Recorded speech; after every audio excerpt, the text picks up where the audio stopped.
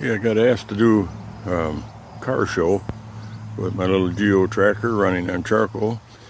So I thought maybe I'm getting ready for that, and I thought it'd be a good time to do a walk around on my charcoal gasifier on the tracker. I did one on the wood gas, so this is what I'll be taking to the car show.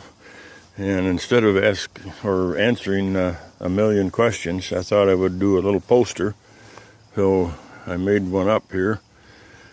Talked about the history of wood gas, and I got this all off the internet.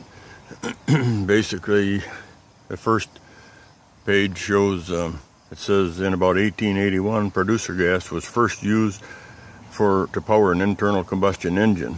Thus, the power gasifier was introduced.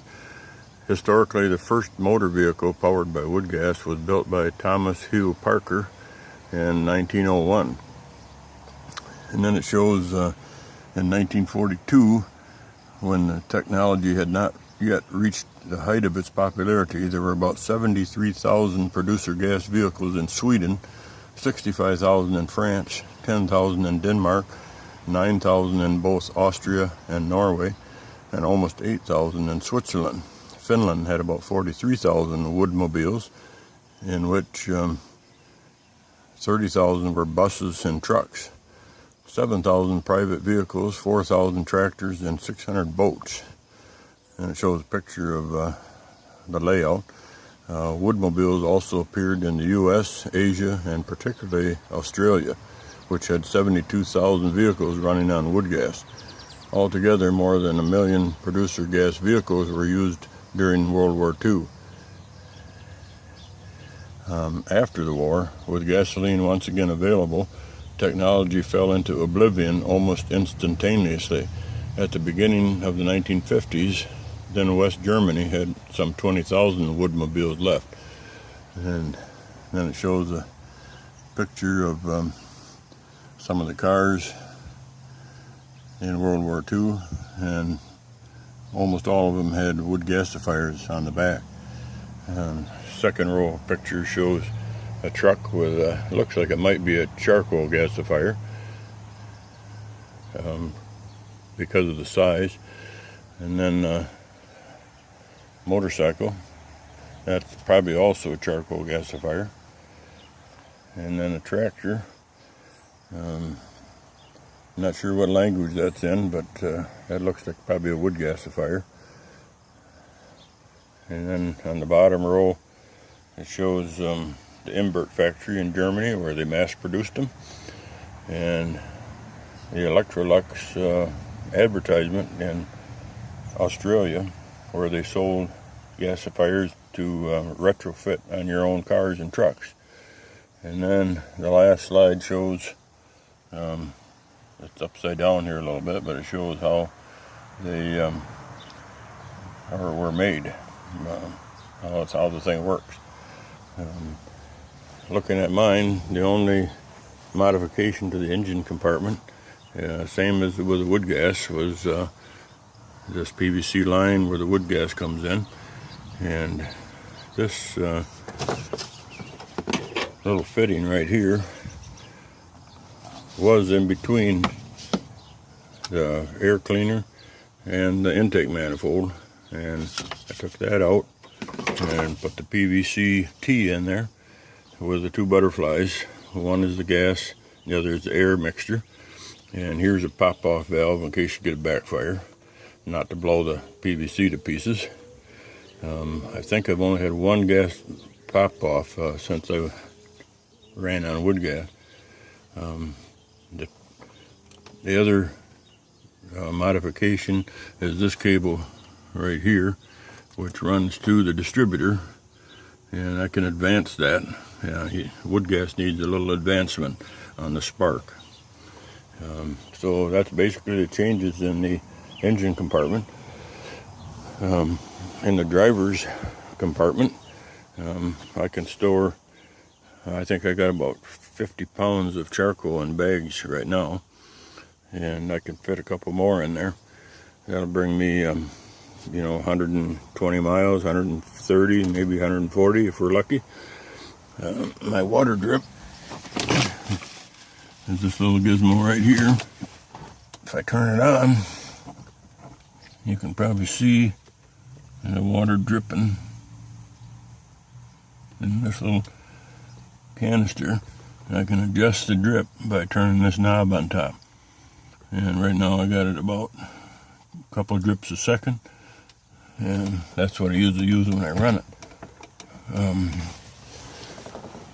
I got a little jar here with charcoal in. People don't have to hop up, or I don't have to open bags to see what kind of fuel I use in here. The controls are the same as what I had in wood gas. I got 3 thermocouples for temperature, air fuel mixture, and the knob that turns the fuel pump off. And my air mixture is on the shift lever, and the gas mixture is down here. Then getting back to the gasifier itself, the most recent change is my access port to clean out by the nozzle. This is the lighting port. When I start the blower, I stick the torch in there, and about 3 to 5 seconds, charcoal is lit, and in about 3 minutes it's making gas. I have 2 thermocouples in the gasifier itself. This one goes down by the steam chamber, and this one is above the grate, just inside my insulation, and that gives you a relative reading of the reaction temperature. And this little tube right here is where the water drip comes in. Underneath the ammo box is the ash dump storage, and if I open that, you can see the ash in there. It drops out of there through the nozzle. The gas comes out of the gasifier up here, and it goes into 2 cyclones, and the cyclones spin the fine soot and dust out of it, and they fall into these 2 containers down here, which I can unscrew and empty. After going through the cyclones, it goes into these heat exchangers, and those were the same ones I had in the wood gasifier. I just left them in because they were all installed. Don't think I really need them on the charcoal. And after it goes through there, it goes into the bottom of this filter barrel, and it's filled with straw from the first ring up, and that also filters the gas. This is the air inlet lever, and there's a bilge blower on there where I can push air into it, and that goes down into the bottom here of the, I don't know if you can see that back there. There's a 2-inch pipe that goes into, that's for the air that goes into the gasifier. So that's pretty much it for the gasifier. I do have 1 vacuum gauge on here, and it's at the top of the, that was in here before, so I just left it in. With a charcoal gasifier, I don't think you really need vacuum gauges so much. On a wood gasifier, you have to monitor the char bed to make sure that it's a 1 to 3 or so ratio, but the whole thing is char bed on a charcoal gasifier, so I don't really use that. One thing I forgot to mention, I do have a little lever here where I can shake the nozzle a little bit to let the ashes fall through. And the other thing I didn't mention was a little gas tank that I have up here off a lawnmower that I keep my water supply in for the water drip. And this is my little flare tube. As soon as this sustains a flare, I can shut the valves off to that, open it to the engine, and start it. and it's been running really good. Thanks for watching.